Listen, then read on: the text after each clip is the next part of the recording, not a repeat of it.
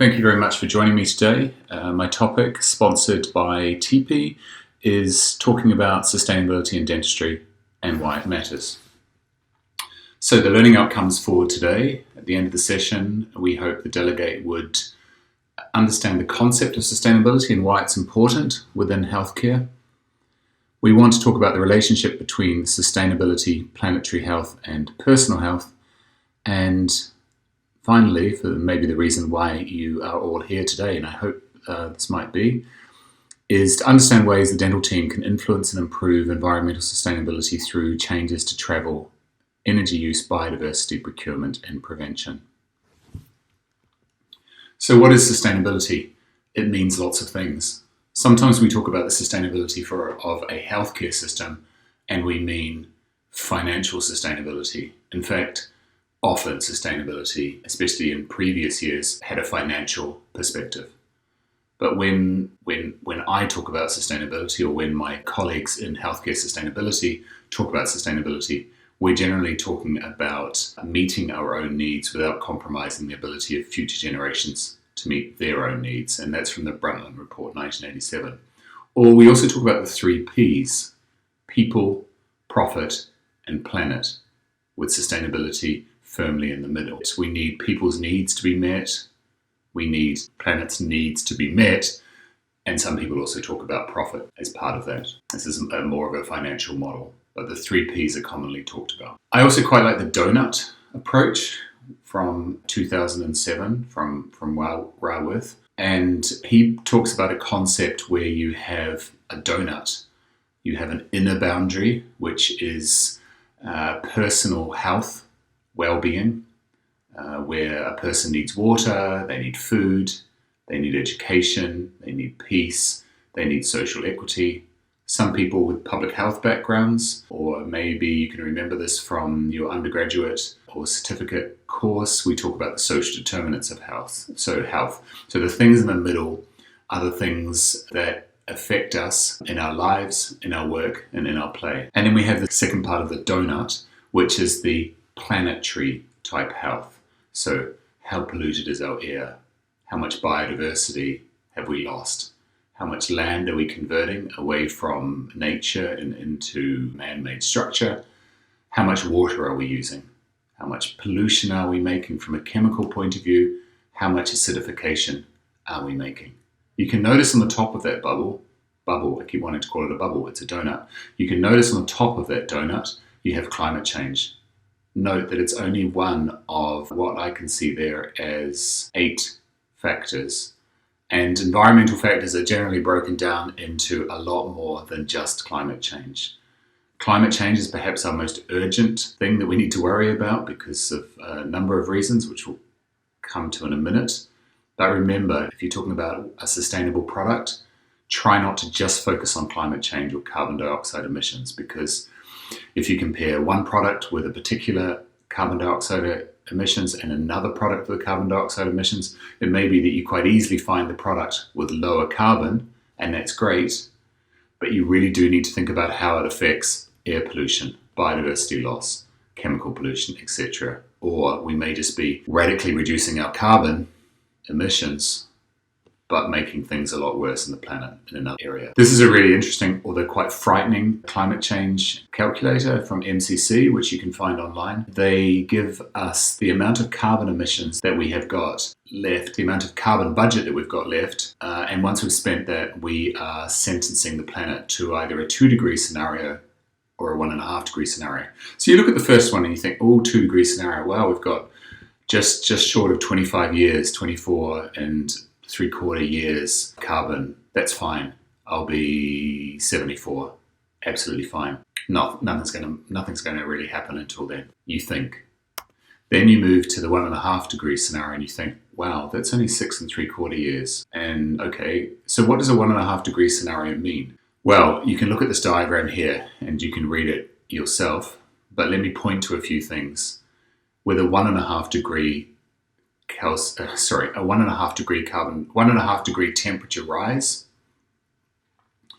you can see that we have 6% of insects, 8% of plants, and 4% of vertebrates will be affected. That's through climate change. That's on top of all the species that are declining through chemical pollution, through land use change, through a lot of stuff that we don't really understand. You can see that 9% of the world's population will be exposed to extreme heat waves at least every 20 years. 46 million people will be impacted by sea level rises. And the sad thing about these clocks is we don't really know, if you start digging deep into the evidence, we don't really know what the effect will be of 1.5 degree temperature rise, a 2 degree temperature rise, a 4 degree temperature rise.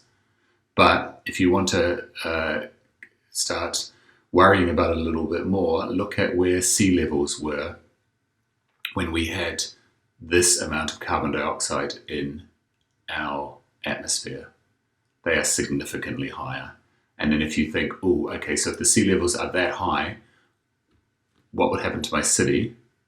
Well, that's also quite scary. And that's perhaps some homework for you to do if you're interested. So let's talk about health. And that's my main role here today, is to talk about dentistry, but embedded, of course, in healthcare. And this is an interesting diagram once you start to understand how the diagram even works. So basically it's a pie chart, and you can see on the top bubble here, you've got 6% you have 6%, and this is now talking about healthcare and how it impacts on the total environmental impact. And this interesting diagram on the right here looks at a number of aspects. Looks at greenhouse gases, looks at particulate matter, which I'll come to in a moment. It looks at nitrous oxide, it looks at the malaria risk, looks at nitrogen, and it looks at scarce water. So every product or process, and I talked about this before, will have a particular impact on the planet. It may have a higher impact in carbon dioxide emission production. It might have a higher impact on scarce water. You can see here that the circle is labeled 6%, 4%, 2%. And you can see here you've got the countries United States, Japan, Great Britain, Brazil, China, and India. And you can see that the United States has about 7% of its carbon dioxide emissions comes from its healthcare system. Japan, even higher at 7%. India, even higher at 8%. The United Kingdom, perhaps because of we've been looking for two reasons, partly because we've been looking at our carbon dioxide emissions and trying to reduce them, but also because from a GDP, gross domestic product point of view, our healthcare system spends a lot less money on healthcare per person than the United States. So we have a much lower carbon dioxide equivalent emissions.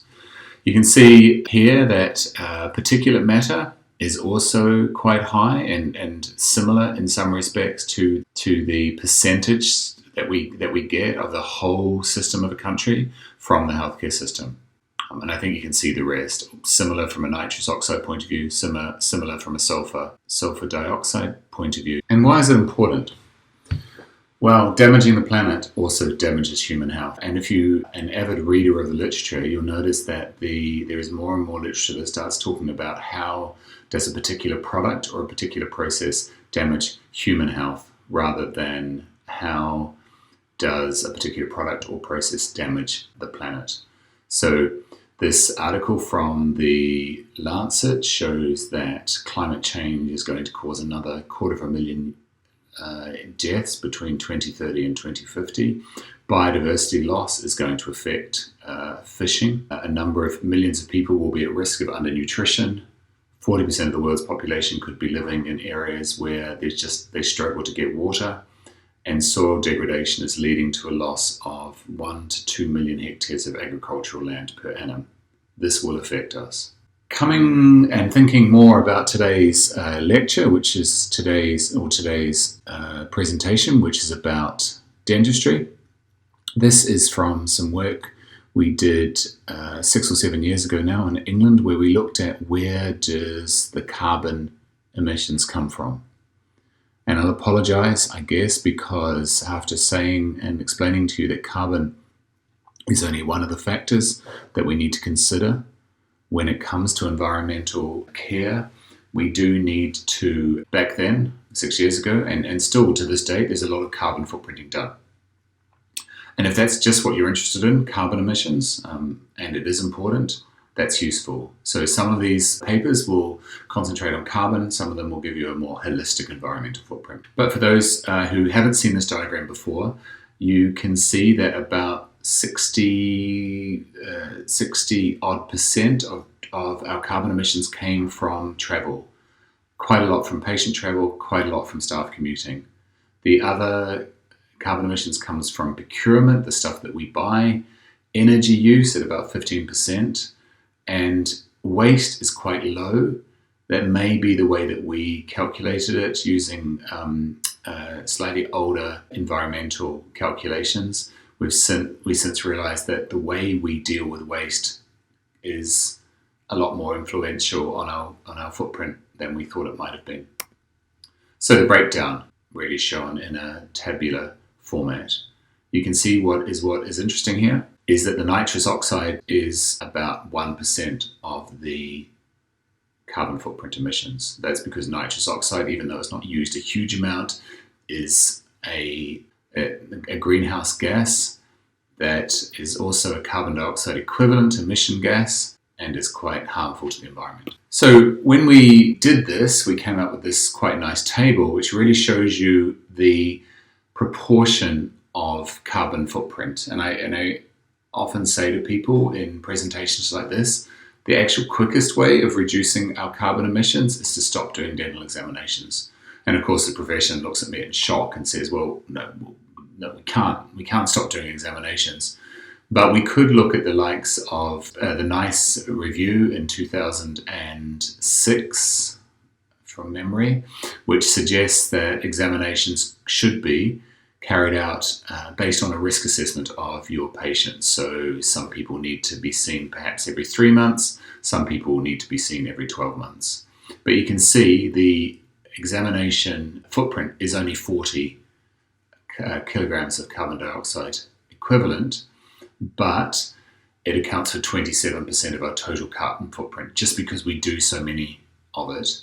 You can also see that the scale and polish is also quite considerable. So you need to look at both those elements and think, do we really need to undertake such procedures? I wanted to talk about waste and procurement now. This has been quite a hot issue since David Attenborough first showed it to the world, but more and more we're seeing waste on our beaches, waste in our rivers. Where's it all coming from, and what can we do in dentistry to reduce it? So one of the main reasons we have so much plastic in dentistry is our infection control practices. And this comes from a lecture that I delivered in Berlin a few years ago that says, wouldn't it be good if we could say that excessive infection control practices will stop and not be a significant driver of avoidable pollution and waste? Because at the moment they are. And we are always having to weigh up the benefits of sterilization, use of single-use instruments. What benefits do they bring? Is there any evidence to suggest that single-use instruments are worse for personal health or the health of our patients? It's unlikely that they are. The only thing that we know is that if we use single-use instruments, we can guarantee is that we're not passing on any pathogenic organisms to our patients. The benefits or harm to planetary and population health then need to be considered. This is a really nice paper by Rizan, very recently published, on the environmental impact of personal protective equipment. And also you can see there where the environmental impact of the personal protective equipment comes from. And you can see that the production from a gown, for example, in the red is a reasonable proportion, but also you can see, and this is what I alluded to before, how much carbon footprint is produced from the way we dispose of the gown. The gowns have the most environmental impact of personal protective equipment. So we did a small waste audit in the Dublin National Coagulation Centre based in St James. Only 16 patients, but this illustrates my next point, where basically in the non-risk waste, we had 25% of that was inappropriately segregated. So there may have been potentially recyclable waste in there, but there was also healthcare risk waste in there. And then in the risk waste, we had 14% of waste was inappropriately segregated. We had healthcare risk waste and we had non-recyclable waste.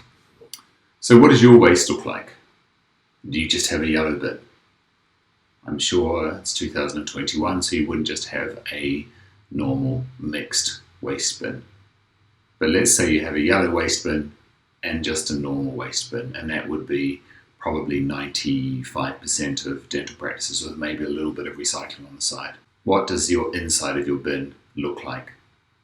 This was taken from the dental hospital in Dublin about 3 years ago, and you can see that we kind of fail. We have a bamboo cup, sorry, not a bamboo cup. We have a compostable cup, which isn't in a compostable bin. And there really is no point having compostable cups unless they go into a compostable bin. We have food waste. All those nutrients just going to waste. All that nutrient should go into a food waste bin and be picked up by a food waste contractor to keep the nutrients within our planet rather than being burnt. And we have potentially recyclable paper in there, definitely a recyclable top lid of a plastic container.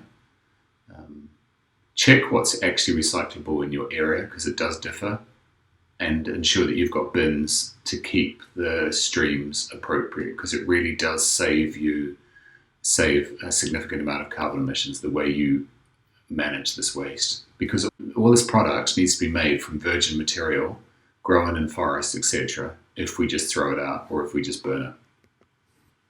And remember also the cost. Recycling is a lot cheaper than throwing it all in infectious waste. Obviously we know that, but we did some research for ourselves and we showed the significant reductions that can be made in financial expenditure. So procurement, increasingly becoming necessary. 54% of hospitals in this green sustainability global customer study rated green attributes highly significant in making purchases decisions of medical devices and pharmaceuticals. What can you do from a procurement point of view to make your practice more sustainable? And these lists come from our British Dental Journal series that were published 2 years ago now. Buy less. It's often that easy. And think about that in life as well as your dental practice. Do you need a new t-shirt? Do you need a new shirt? Can you make it last a little bit longer? Do you need a new anything in your dental practice? Avoid single-use devices, because there is no evidence to suggest that they can cause harm, but there is growing evidence to show that they do cause planetary and therefore public health harm. Choose the chemicals you use carefully. Think about smarter ways of communicating with your patients. If you have to use stationery, use recyclable, reusable products. Consider fair trade type items for your grocery items. Have a look about completing a sustainability ethical questionnaire, which I'll talk about in a second. And always opt for suppliers who use minimal environmental friendly packaging, everything else being even. And manage your stock. The more stock you waste, obviously the worse it is for the planet.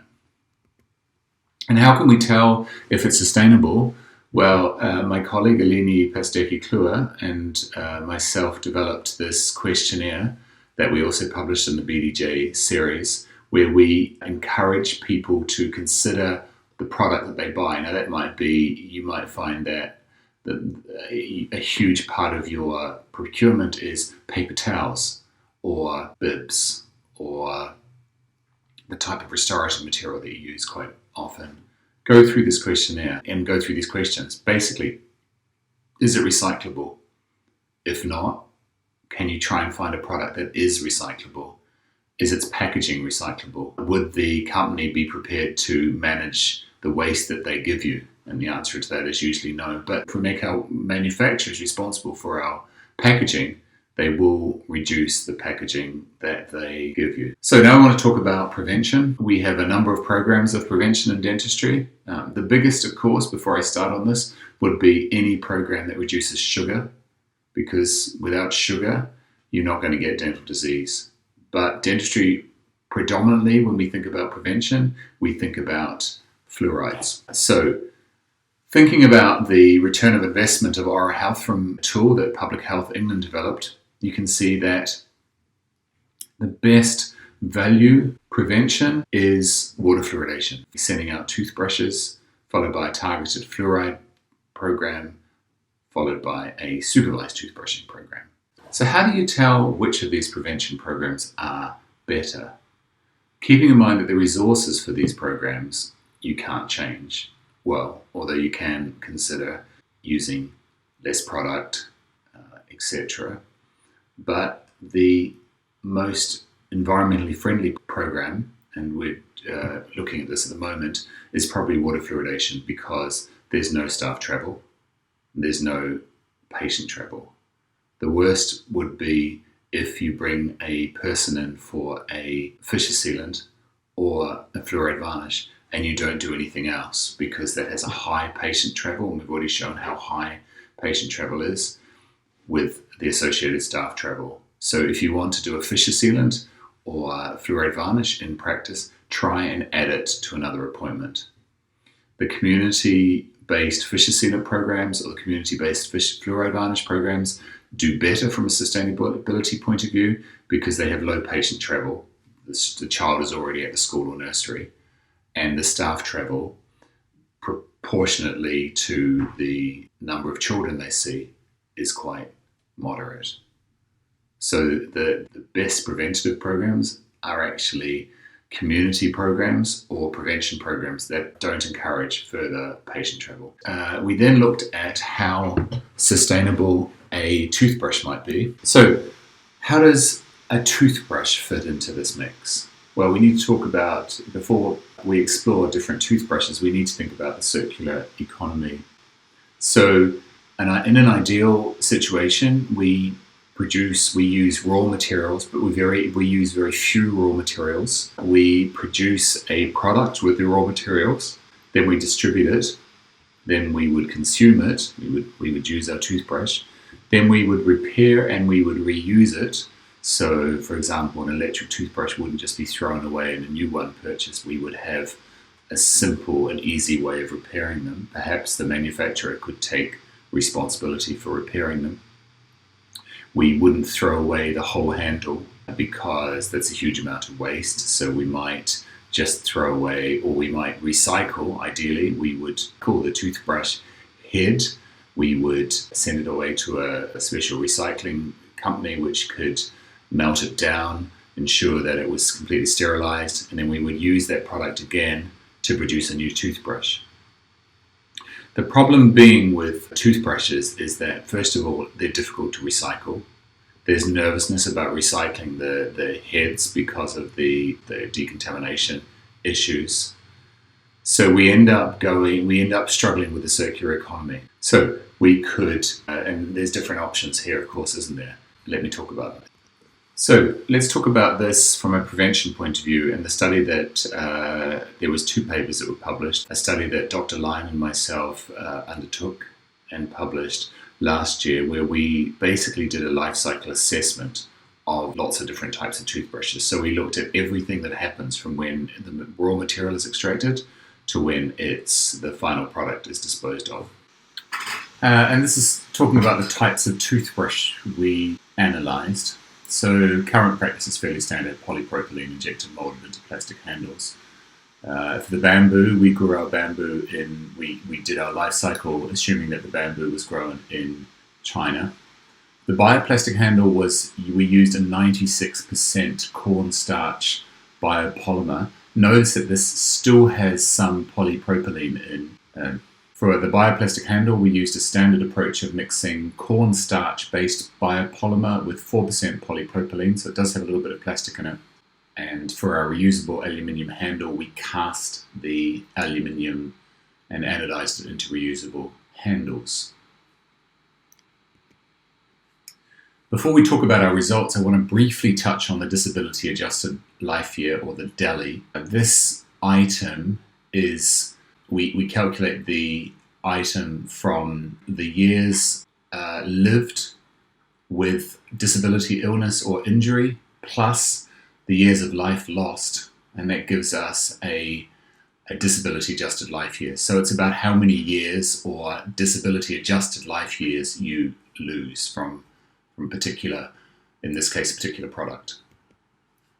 And this is what we found for our environmental footprint of brushes, and this is quite interesting. So we converted our disability adjusted life years into hours, and you can see for 5 years of toothbrushing that the electric toothbrush takes 10 hours of disability adjusted life years compared with a normal toothbrush with replaceable heads, which is only about half an hour.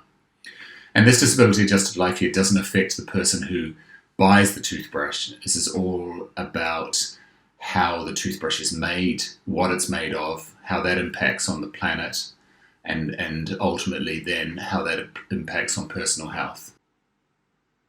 So we then looked at a different set of toothbrushes for this data. We looked at current practice, which we've talked about. We looked at bioplastic. We tried removing the plastic packaging, and you could see that made quite a small reduction in climate change. We went for an aluminium handle, a reusable aluminium handle. Last few months, Colgate has brought an aluminium handle now onto the market. So that has quite a low climate change impact. Then you can see the bamboo toothbrush has a low climate change impact, followed by a product that we made up. And we envisaged that if we could actually recycle, if we could overcome the problems with recycling plastic and the recycling of the plastic head in like a plastic recycling scheme, we would have a much lower climate change impact. The other line, the orange line, shows, however, how much disability adjusted life years are lost. Keeping in mind that all this is done on a life cycle assessment type software, which isn't without its flaws. But you can see that the disability adjusted life years lost per these toothbrushes, and this is for the whole of the UK, this data, but you can see that a bamboo handle toothbrush was actually a lot worse from a planetary health and a personal health perspective than a lot of its competitors. And that's because, like any plant material, it requires water, it requires, in some cases, fertilization, but in bamboo, some cases it doesn't, but it needs to be grown. So it also uses land, and that land therefore reduces, if you're cutting down biodiverse rainforest to grow bamboo, that's never good for the planet. So although I'm not against bamboo from a climate change point of view, it's good. We need to be careful about any crop that is grown to replace plastic, because every time you grow a crop, you're using land, you're reducing biodiversity, etc. So let's talk about Tepe. You can see that our bioplastic handle in the previous slide has still got quite a high carbon footprint. The Tepe product has advantages and disadvantages. From a climate change point of view, it's using renewable materials, sugarcane and castor oil, etc., which is reducing the amount of plastic. That carbon dioxide emission production is reduced because you're growing the product and then embedding that carbon dioxide into your product. The disadvantage of a bioplastic is that bioplastic doesn't necessarily mean biodegradable, and the toothbrushes that we're talking about are made from organic material, but they're not biodegradable. So it won't, if it makes it into our waterways, it won't dissolve. So what I like about any company that embraces sustainability, like Tepe, for example, is that it helps the whole industry change, and we all learn from each other as to the right way forward. So I want to talk about travel, and this table that we can see here talks about the additional stuff that we don't think about when it comes to travel. So we input in our staff business mileage, our patient travel and our staff commuting, and we can see that just from dentistry alone in the UK, we have a £17 million economic loss through the air pollution that we produce in dentistry. We have a quality adjusted life year of 325 years. So on average, if you want to think about the average person is around 40, we cause 8 people to lose their quality adjusted life years, if that makes sense, through dentistry. As well as that, we produce 372 tonnes of nitrous oxide and 19 tonnes of particulate matter. So not only is it important to reduce travel from a carbon dioxide emissions and a global warming perspective, it's really important to reduce travel from a human health perspective. And how do we do that? Well, you can see here the particulate matter down the bottom left is a significant byproduct of personal car use, bus use, any kind of travel that uses fossil fuels. And these particulate matter, these really small particulate matter gets into our lungs and our cardiovascular system and causes significant health harm. So how do we reduce travel? A number of ways. We've talked about prevention. We've talked about, instead of delivering just a solely preventative product program from your practice, we go to the actual site of where the population is. So we go to children's nurseries, we go to children's schools, we go to care homes. We deliver prevention at a site which doesn't involve any additional travel. And I was just pretending that we could do that all by bicycle with a large basket. We promote active travel, so we encourage our patients and our staff to walk to work, to cycle to work, to get to work involving not involving vehicles that pollute, and that obviously has considerable positive effects for our health. And we also encourage, if you can't travel using non-fossil fueled vehicles, we would encourage buses, etc., to reduce the fossil fuels per person. And the other way of reducing travel is to make sure that our dental practices are as close to where we want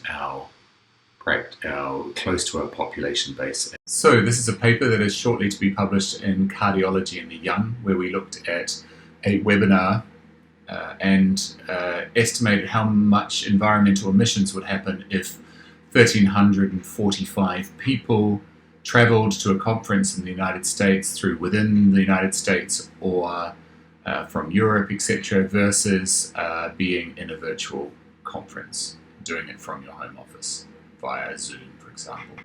And my apologies, it was 1,374 people. Now, if these 1,374 people went to a conference, they basically, for a 2.5-day conference, they basically used 245 times the amount of carbon that 245 people would use in an average year, and the amount of fossil fuels of 400 times of what an average person would use in a year. So going to a travel conference for 2.5 days, you're using about a fifth of what you would normally use in a year. So about 2 or 3 months worth of carbon emissions. So here we can see the virtual conference in orange in a slightly confusing diagram, but basically it means that that a virtual conference for those 1,374 people would use what normal people would use between about 2 and 5 normal people. So basically hardly any environmental resources. And you can see these environmental resources aren't just carbon, they are a number of different environmental impact factors. So you can see in the traditional conference, these 1,374 people are using what we would normally expect of between 0 and 400 people to have used in 1 year just for their 2.5-day conference. We're aware that nearly 1/3 of assessed species are under threat, and truthfully, we as a planet don't know the number of species that are living on our planet. So it's difficult to actually truly measure the species under threat. But we wrote in one of our British Dental Journal papers that there are a number of ways of dental practices doing their own bit for biodiversity. You could consider a green roof. So you plant your roof in a substrate which encourages growth. You can put bird boxes out. We talked about having rotting logs to encourage biodiversity in your backyard. We talked about planting your lawn in wildflowers. The general principles of land cover is if you're covering it with concrete, it's significantly bad for the planet. If you can use that, instead of having concrete, you can have some sort of grass substance that's a little bit better. But if you can get rid of the grass and go for a more biodiverse covering, that's much more ideal. Let's also talk about energy. First of all, the cost of fuel. You can understand that traditionally over the last few decades there's been a strong interest in using natural gas and coal to heat our properties, and to use coal to produce coal-based electricity. But these costs are reducing, and electricity costs, we assume over the next few years or decades, will start to match LPG costs. You need to think about, match natural gas costs, and you need to think about, if you're building a new dental practice, is it sustainable to consider heating it with natural gas? If you build a really nicely insulated practice, you wouldn't need nearly as much heating. So do look at the renewable energy route. This is also something we published in the BDJ, where it shows you how much carbon dioxide equivalent emissions each device we use produces. So when you're thinking about the things like amalgamators and printers and curing lights, because we hardly use them, if they're just shut down in between use, they're not using that much energy and therefore not producing much carbon dioxide equivalent emissions. But things like portable electric heaters or autoclaves or washer disinfectors are using a huge amount of energy. So do try and look at the kilowatt hour use, if you can find it. That's not always that easy, before you purchase it, because they're such intensive users. And these are other energy actions for the dental team, taken from the British Dental Journal. As I say, consider retrofitting a solar power panel to your building. They have quite a high cost. They have quite a high return for cost, so you will pay back your investment fairly quickly.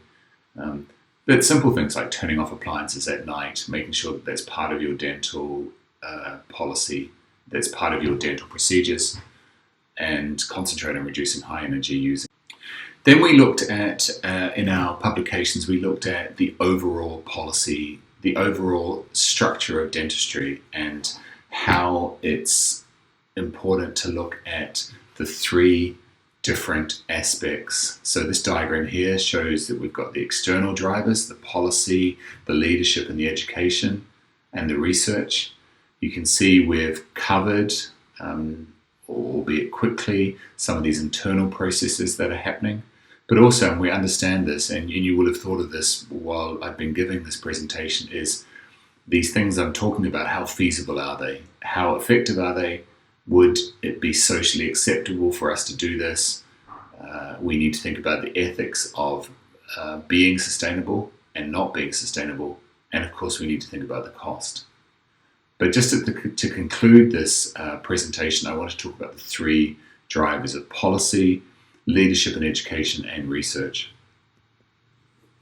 The first is research, and the problem being is that within sustainable dentistry and sustainable healthcare, we're only just starting to convince policymakers to consider the impact healthcare has on our planet, and therefore population health. We need to make sure that we have funding available for this research. We need to develop sustainability experts within healthcare. We need to do so much. We need to understand where our hotspots are, what's the worst part of dentistry, and we're only just beginning to understand that from an environmental point of view. We need to understand the internal drivers and external forces that influence sustainability. How can we how can we influence behavioral change of our patients? How can we influence behavioral change of our practitioners? We need to educate, and we need to develop leadership. And we are developing sustainability curriculum within the Association of Dental Education Europe. The Centre for Sustainable Healthcare has a course that they will be running in April, the first course in sustainable dentistry. But we also need to somehow work out how we can support and incentivize practitioners to become more sustainable. The British Dental Association has been very supportive to drive this, as has the General Dental Council. And we'll come to that in a minute. And then we need to talk about policy. So we have a lot of policy happening from the Sustainable Development Unit, but not as much coming in primary care, such as dental practices or doctors. We need to ensure that we have good infection prevention and control policies that incorporate sustainability. And we need to develop the evidence base for sustainable products so that we can help our industry become more sustainable. So, and this is what I was talking about before, the NHS is delivering a net zero national health service. But I still think and have written to the Sustainable Development Unit that we lack a strong connection between primary care and secondary care. They've thought of so many ways of delivering this net zero health service, but from what I read, it's mostly focused on larger healthcare like hospitals and hospital trusts. We are bound by the law. We have a Climate Change Act 2008 in the UK, both in England and Scotland, and we're also influenced by the Public Services Act in England, which mandates commissioners of public services, purchasers of public services, to ensure that the service they procure is sustainable. This is the work that we're doing with the Association of Dental Education Europe, and this is the Sustainable Dental course that the Centre for Sustainable Healthcare is running in April. So thank you for listening today about sustainability. I hope that's given you a little bit of a taste. The literature in sustainability is growing both in healthcare and in dentistry month by month. So get onto Google and see what you can find. Happy to answer any questions, which brings me to my next point. You can see there information on how to join the Tepe stand for a Q&A session. I'll be there from 4 until 4:20. Thank you.